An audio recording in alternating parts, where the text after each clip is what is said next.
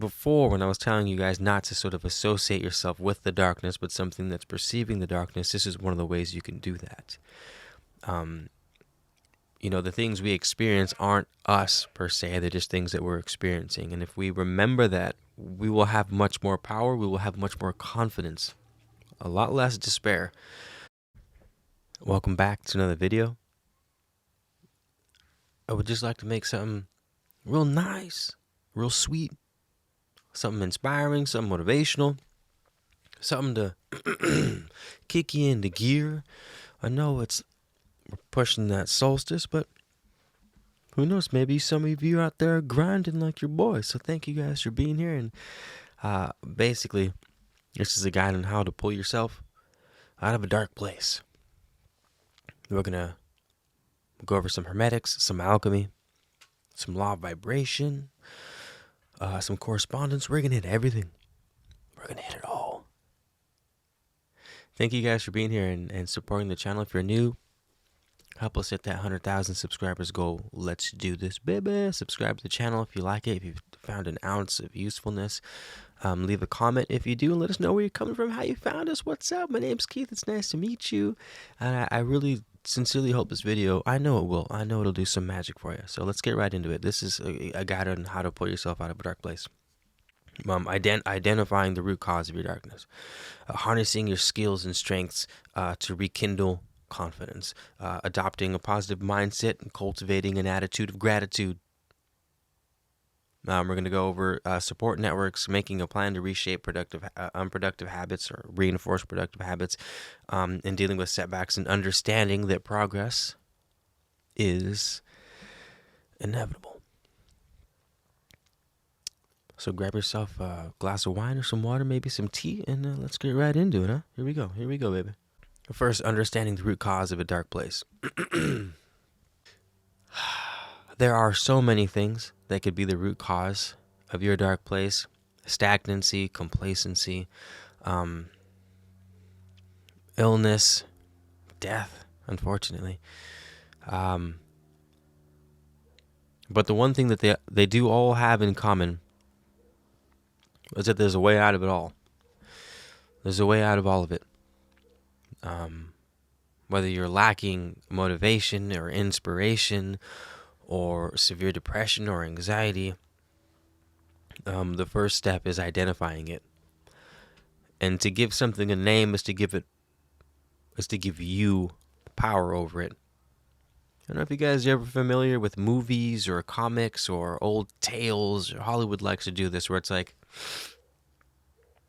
if you know the true name of something, like if you know the true name of the angels, you have command over the angels, right? If you have the true name of the demon, then you have power over the demon. And in a sense, whether that's literally true, it's certainly metaphorically true.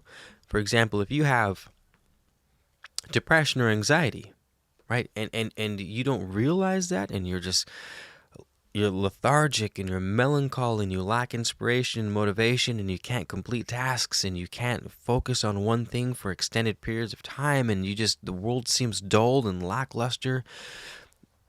When you find out why, you know how to fix it. So, that's anxiety, that feeling where my heart feels like it's beating in my throat and I feel like I'm going to die. That's anxiety. Oh, okay. When you give a name to it, you can attack it. When you give a name to it, you can address it. You can not associate the darkness with yourself, but something that you are experiencing. And if you perceive it as something you are experiencing, then you can change that experience by changing how you relate yourself to it. Whereas you're just, if you're experiencing an anxiety attack and you don't know what's happening, you're just like, I'm dying. What is wrong with me? You know what I mean? It sort of takes it out of you and into something that you can manage. And then you go, okay, how do I fix anxiety?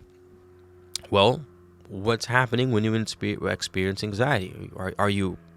Do you get that subtle butterfly uneasiness, after you're texting? I know for me, if I'm on my phone too long, the little hint of anxiety of something's not right always happens when I'm on my phone too long, watching TV too long, indoors too long. It's always it's measurable and it's repeatable and it's consistent.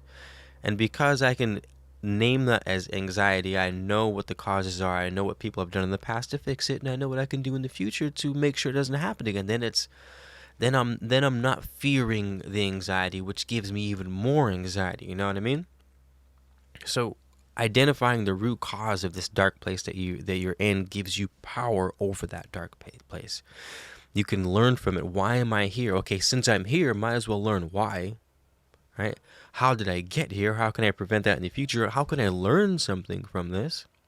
Because that's where we learn, right? The mysteries are uncovered in darkness. And darkness doesn't have to be necessarily a terrible thing from start to finish.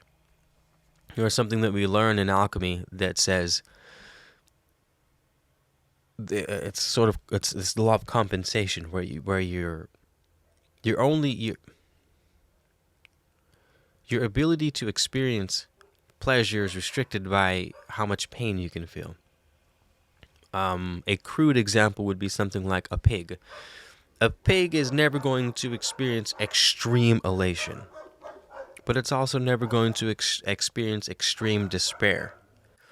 The human mind, fortunately and sometimes unfortunately, is capable of experiencing the elations of the heavens and the terrors of the hell, of the hells of hell.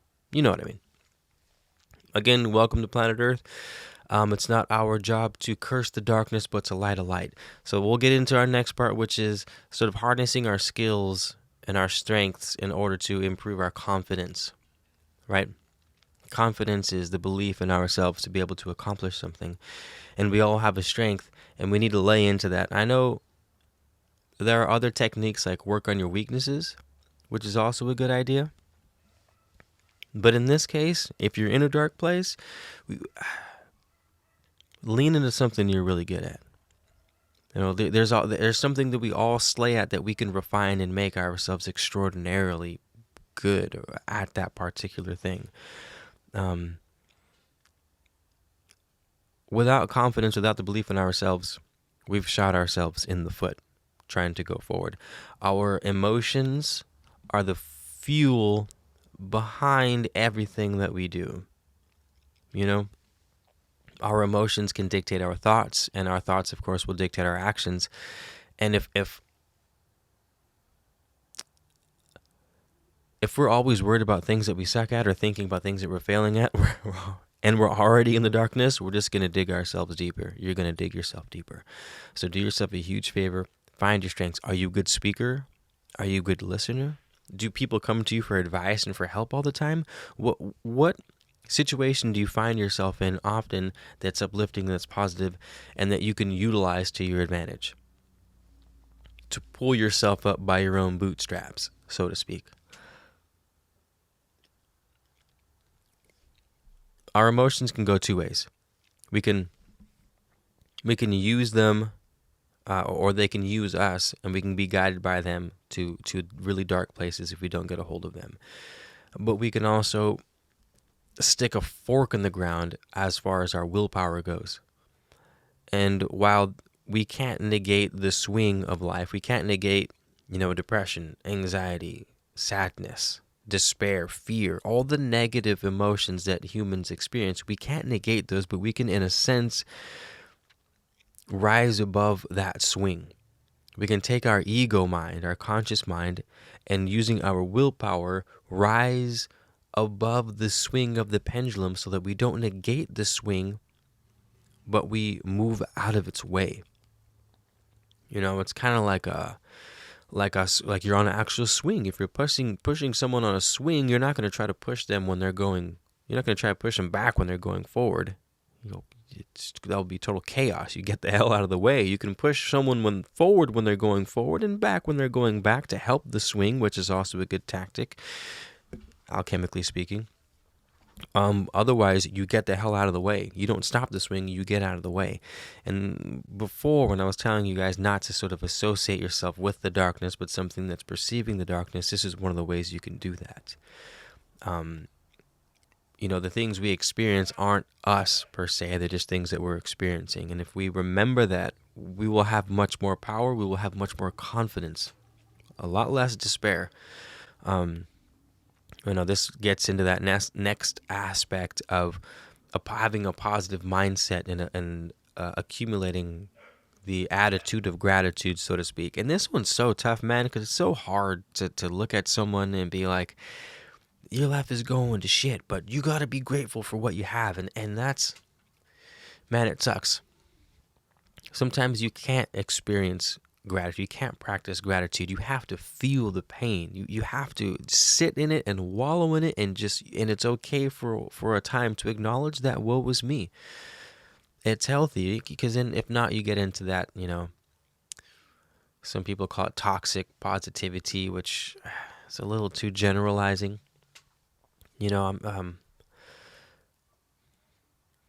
Again, it's good to acknowledge the darkness. Don't stare too long, but it's good to acknowledge the darkness. Once you've done proper acknowledgement, once you've paid your dues and you've grieved for something, whether it's the loss of someone or the loss of yourself. Some people lose themselves, and 4 years go by and they think, what the hell has happened? I haven't done anything. I was on such a good spree, and I was feeling good, and I was exercising, and I was motivated, and I was inspired, and now nothing. My eating's gone to shit, and I'm not working out, and I'm not motivated or inspired, and I'm melancholy, and I feel stagnant, and it's like and it's okay to feel those things, and it's okay to acknowledge those things, and you should acknowledge them. But after a while, there has to be a change. There's something called resonance in this world. The synchronistic and harmonious vibrations of two neighboring objects. A good example is if you have two tuning forks and they're both tuned to 432 hertz. If you vibrate one of them and put it next to the other one will start vibrating without having to touch it, because they share the same frequency. And it's close together, so the neighboring frequency, the neighboring harmonious and synchronistic, meaning matching frequency of the objects, will stimulate each other. And this is important because that doesn't just happen with tuning forks, right? Here's our alchemical law of correspondence: as above, so below. This doesn't just happen with tuning forks. It happens with everything. It happens on every phase of human experience, in the mind, in the spirit, and in the physical world. There's 1,000 examples of the physical world and how resonance acts. The ability to move an object without touching it, using vibrations alone, as long as you can match those vibrations. And that's the law of vibration. It can be the law of attraction, and that things will stay around you if you match them. Or it can be the law of repulsion, where if you don't match the harmony or the vibration of something next to you or near you, then you're going to push it away. It's not just attraction. Vibration isn't attraction. It's attraction and repulsion.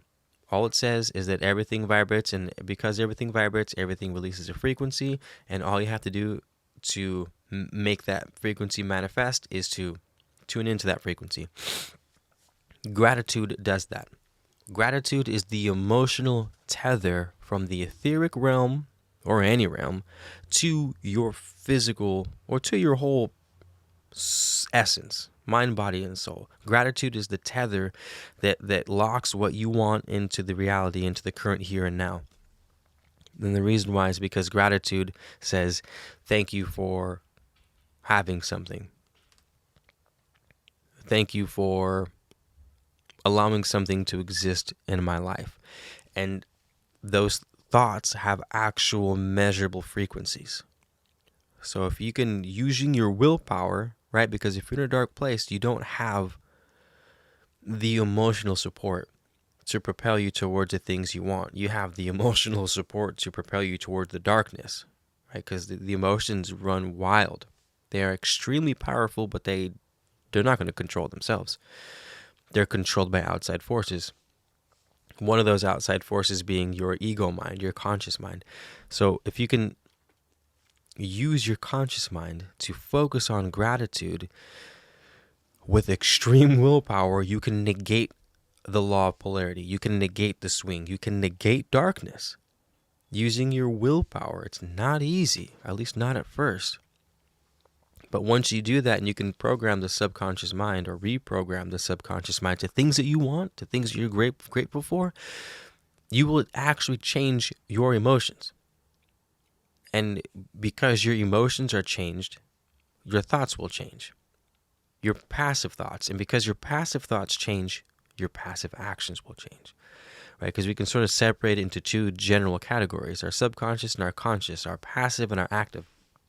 Our active mind is saying, I will focus on being grateful for 4 things upon awakening. That's your willpower, that's your acute mind, that's your ego. Saying, I will focus on these things.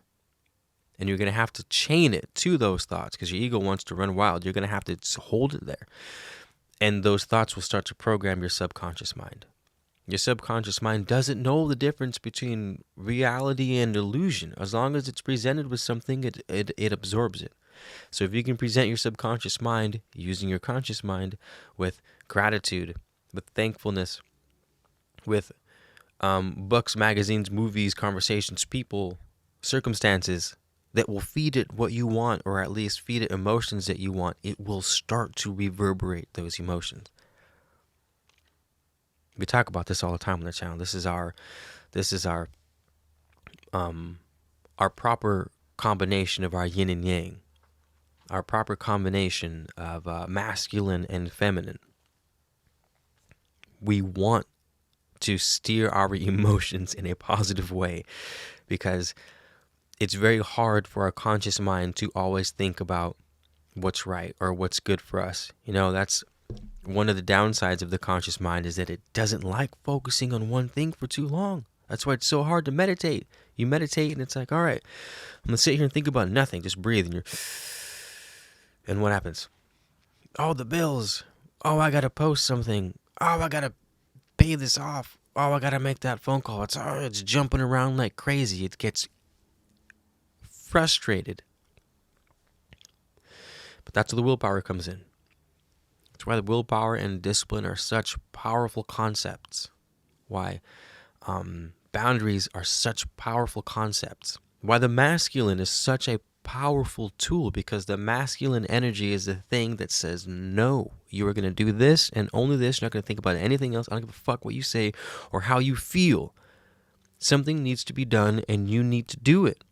We've made the decision. We've set our goals. We've chosen happiness. You're not going to watch that movie. You're not going to listen to that song. You're not going to text that person. You're going to do these things. You're going to do them day in and day out for the next 9 days like we agreed upon. I don't care how you feel. Fucking run it.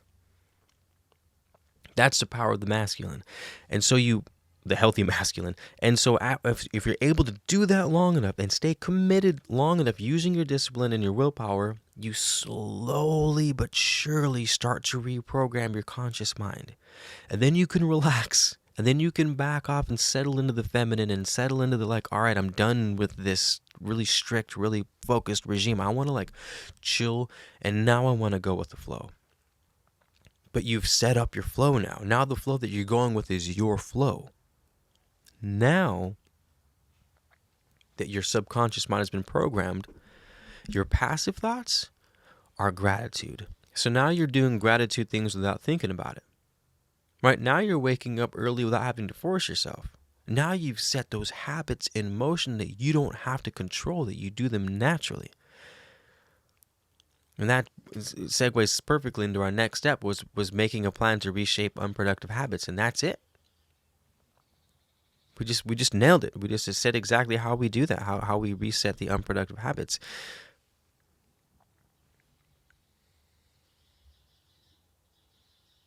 Setbacks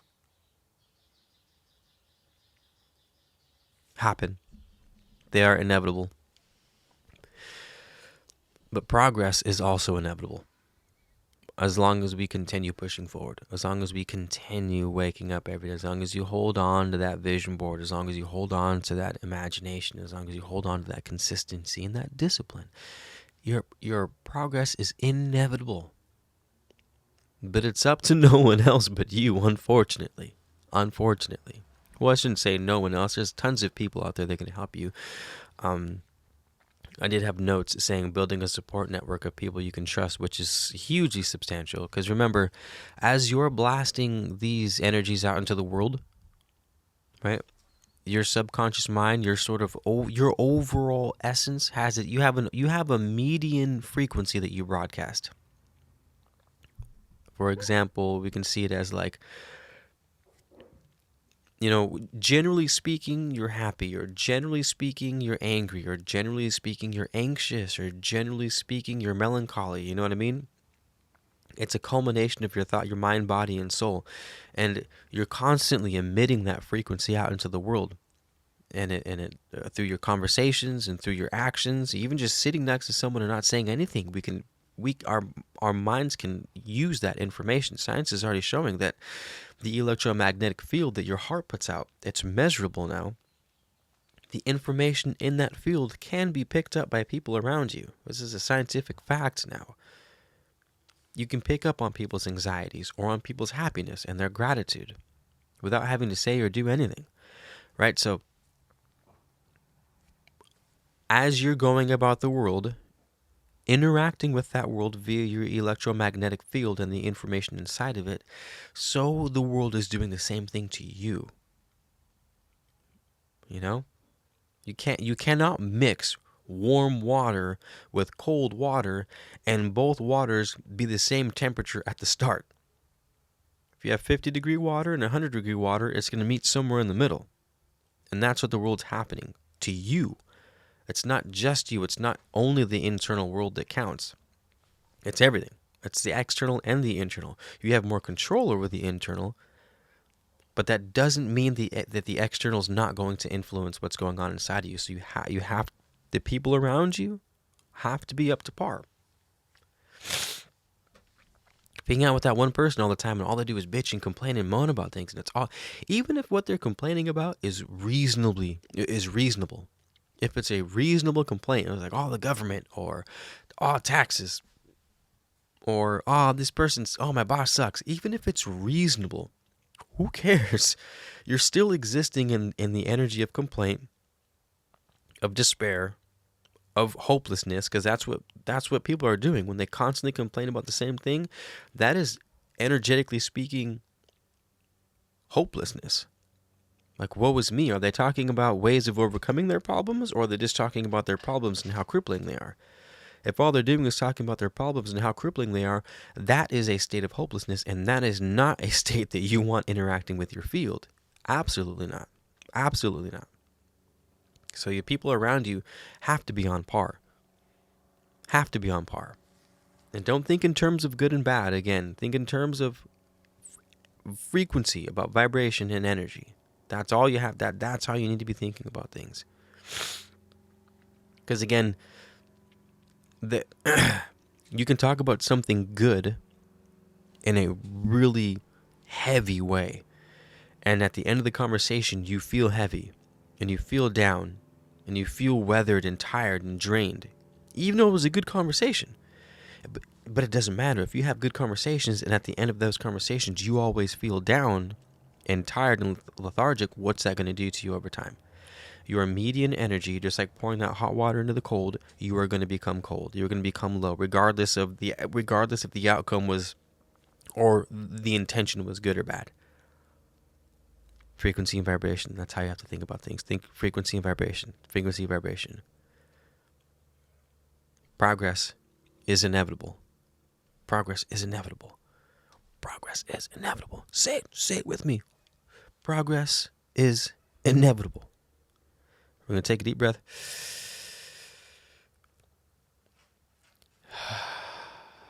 Another one.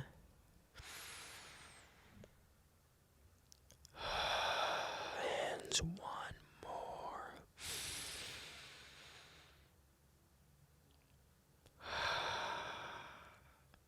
Thank you guys for being here, and thank you for the continued support on the channel. If you made it this far, please subscribe to the channel. Help us hit our goal of 100,000. Or please share this video if you're already subscribed to help us hit our dream of 100,000 subscribers.